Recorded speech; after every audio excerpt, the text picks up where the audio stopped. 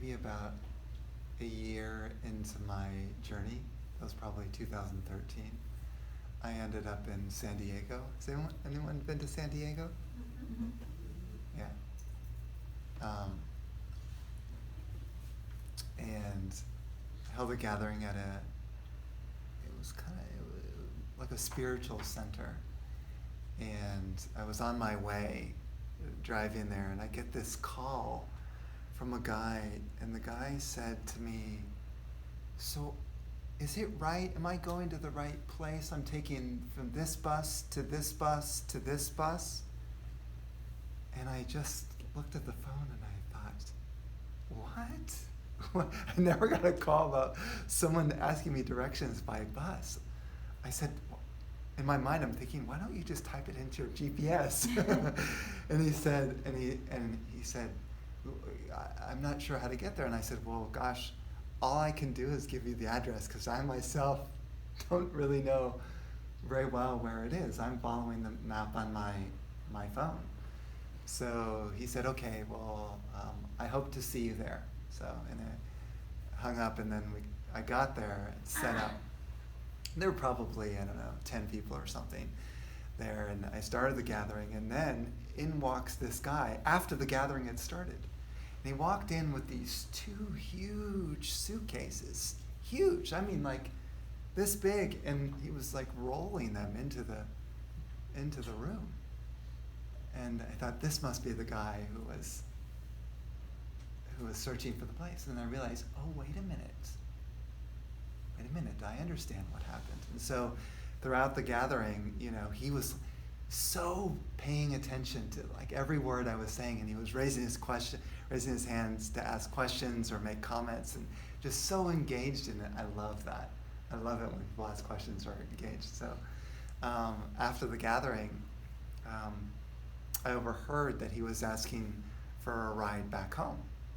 So and he was asking one person and another person, and then I came up to him and I said, oh, I'd be happy to take you there. I've got my van right out there.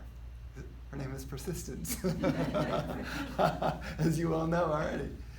So he said, oh, will you? Thank you so much. So we dragged these 2 huge, thank God I had a big van, 2 huge suitcases into the van, and then we drove off. And so he led me down these streets and into these darker streets in the mountains of San Diego. I thought to myself, where are we going? And in the meantime, he was telling me his whole life story. He was so excited to talk to someone about it. And I was like listening to him, and just really engaged and saying, oh, what next? So finally we got to this one little dirt parking lot on the side of a deserted road, and like nothing there except mountains, and of course a beautiful moon in the sky, and cold. I don't know, it must have been, for me at least, low 40s or something, really cold. And he got out and took out his suitcases, and I said, can I help you with those? And he said, oh, no, please. I said, no, I'll help you. And so we started rolling them across this rocky parking lot. We got to the edge, and then there was this gate, and then we started winding up this path through the mountains. And we got higher and higher, and then, dragging these suitcases. And finally we got kind of toward this plateau, kind of like a peak, overlooking the distant city of San Diego. And there he had 2 tents, and I noticed one tent was filled with all his spiritual books, and then the other tent is where he lived.